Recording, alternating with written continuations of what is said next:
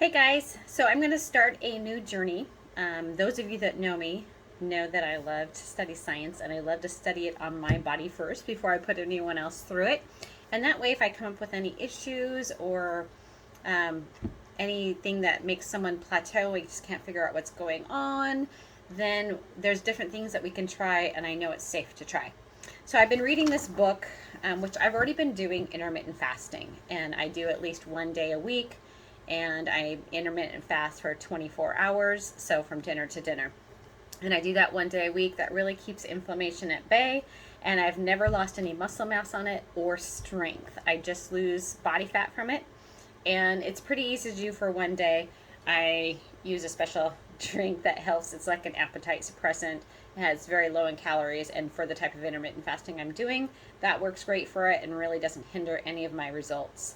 I've noticed my LDL has gone down since I've been intermittent fasting. So I'm going to be doing a blood test this Thursday, and then I'll do it again after 4 weeks of doing a new intermittent fasting plan. So I've been reading this book that I was told about, and it's called The Complete Guide to Fasting.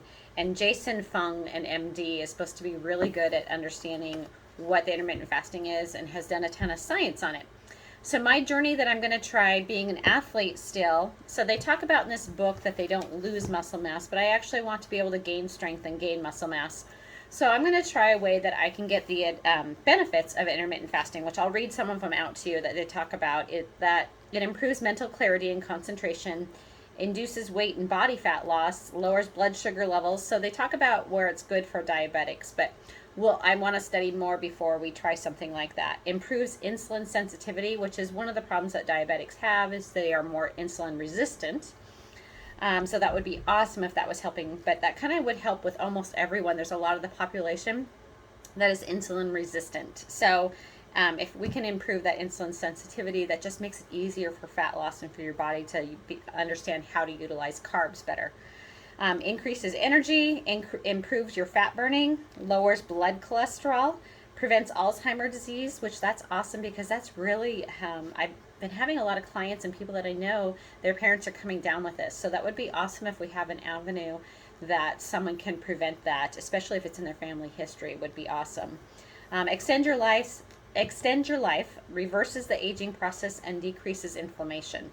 So I already knew about the inflammation part. I have arthritis in quite a few areas of my body. As long as I intermittent fast at least once a week, I don't seem to have any pain.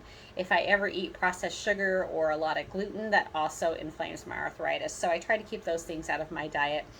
But what I'm going to do, based on some of the stuff that I've read in this book, is I'm going to do 3 days of 24-hour intermittent fasting days. So I'll still have my BIA, some vitamins and nutrients that are on those days. I will do one of those days with cardio, and 2 of those days I won't do any workout at all. And then I'm going to have 4 strength training days, which is what I currently have. So my workouts won't really change from what I'm currently doing. It's just I'm going to do cardio on one of my intermittent fasting days, which actually should increase my fat loss for that day because there's no food for your body to go to. So I'm going to bring you guys along my journey of how I'm doing. So today is day 1. So 24-hour intermittent fasting day basically means I finished dinner last night at 6. So tonight I'll have about 500 to 600 calorie max calories today, and my BIA is only 10 calories, so it's not going to take much of that. And that's all I'm going to have, and make sure my meal is a nice balanced meal.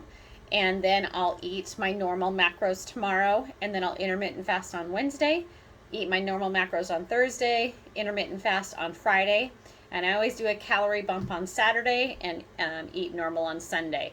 So follow along with my journey and let's see how it goes. And then at the very end, I'll do my body fat test again, ensure that I didn't lose any muscle mass. And then I'll also track my workouts, making sure that I'm still getting stronger.